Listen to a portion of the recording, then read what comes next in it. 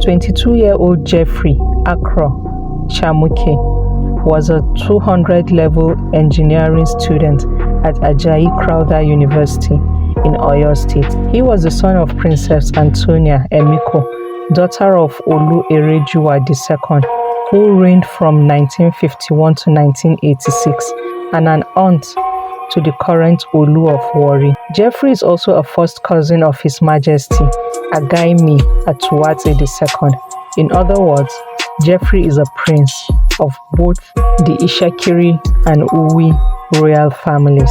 As the only son, Jeffery shared a very strong bond with his mother, often teasing that he looked more like her partner than her child. He was admitted to the university last year and had his matriculation in May of 2023, a dream of every mother and the hope of every father. They were immensely proud of their son. On Saturday, May 25th, 2024, at around 10 p.m., Jeffery was in his hostel when a group of boys barged in, dragged him out for reasons unknown, and took him to another hostel called the Shepherd Inn, still within the school premises. They proceeded to strip him, shave his head, and beat him mercilessly with all manner of weapons and sticks. While this brutal assault took place, other individuals, some sickos, stood by, recording the event on their phones, laughing and enjoying themselves. Like, I couldn't help but wonder, who raised these monsters? Who trained them? How could anyone witness such cruelty and feel nothing? Like, what's funny about such a horrific scene? What kind of upbringing did these boys have that made them think this behavior was acceptable? How can any child exhibit such grave animalistic behavior? What values were they taught up to this point? What did the parents instill in them? Did they receive no guidance from the society at large? They debased and dehumanized Jeff, another human being, recording the atrocity and sharing it on social media platforms. They flogged him as if he was a convicted assassin. Like, for what reason exactly? The video was brutal, gruesome, and horrifying in every way. I'm truly scared for this generation and for our kids. Cameras seem to have ruined them, ruined us. Imagine his family, his mother, coming online and seeing her son's last moments, helpless, unable to do anything. It's painful. This is every parent's nightmare. This will be the last memories a mother has of her son, being brutalized naked, rolling on the floor in pains. Oh God, the heart of man is really wicked. I'm in pain just rehashing this. Anyways, when they were done, they threw him out under the heavy rains until someone found him around 10 a.m. lifeless in front of the hostel and reported to the school authority. Yes, Jeff had succumbed to his injuries. Like, who wouldn't? 8 hours of torture. From 10 p.m. to 6 a.m. they tortured this guy. Immediately, 20 students were arrested, including the porter who was supposed to be on duty that evening, and handed over to the police. After investigation, 8 were released, while the remaining 12 were taken into police custody and transferred to the headquarters in Ibadan, the capital city of Oyo. During interrogation, they claimed Jeff had stolen an iPhone 12, which they say they found on him. However, there has been a rumor circulating that the boys tried to lure him into joining a cult, which he vehemently refused, leading to their brutal retaliation. When Jeff's mother, Mrs. Tonia, was interviewed by BBC, she mentioned that her son always demanded more money from her, despite the fact she gave him 100,000 naira every single month. That's approximately $70, a more than substantial amount for a student in Nigeria. Like, most 9-to-5 government workers don't even earn that much. Hell, the minimum wage in Nigeria is just 30,000 naira. That's about $20. So what exactly are we talking about? I don't believe he stole anything, unless of course they claim he's a kleptomaniac. But even that seems unlikely given his background. Jeff came from a well-to-do family and his mother is a social media personality. We see their lifestyle online and it's clear they weren't struggling financially. And again, in Nigeria, when a thief is caught, they are typically publicly humiliated, not taken into hiding to be beaten up. This was not a simple case of theft. It was something far more sinister. Jeff's mother also doesn't buy the story that her son stole a phone. She believes those bullies always took his money, which is why he kept asking for more. And she painfully shared that he never even confided in her or anyone else about what he was going through. He never did. Whatever the reason, even if he actually stole the phone, he didn't deserve that. No one deserves that. Nigerians have a habit of taking the law into their own hands, resorting to jungle justice instead of going through proper channels. Institutions have rules and regulations regarding theft. Reporting to the school authority is the most sensible and civil thing to do.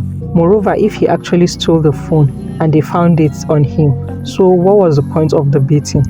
I personally don't believe he stole anything. I'm more inclined to believe the cultism story, even if the school vehemently denies any cult activity.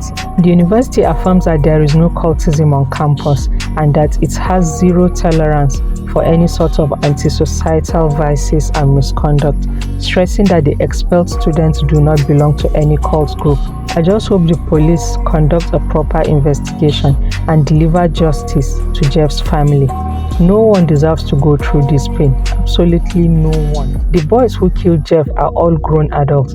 They knew what they were doing and understood that their actions could lead to fatal consequences if they didn't stop. For now, the school has expelled 6 of the boys who were actively involved, and various associations like the National Association of Nigerian Students and the Ishekiri Youth Council have stated they won't allow this case to be swept under the carpet like countless others.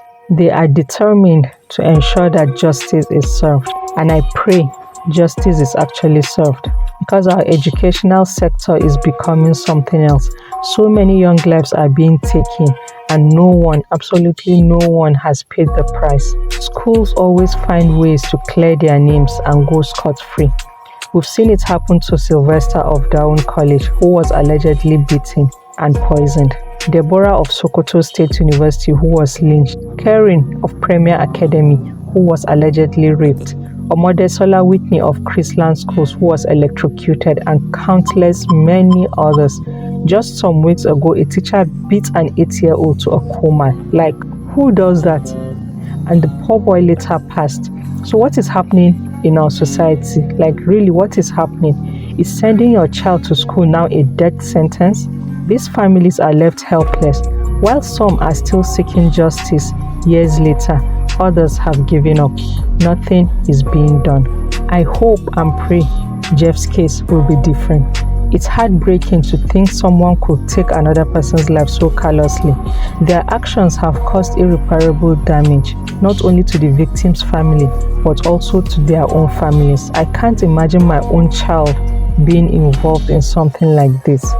What's even more distressing are the comments from many young people out there, which are just as thoughtless and hurtful as the act itself.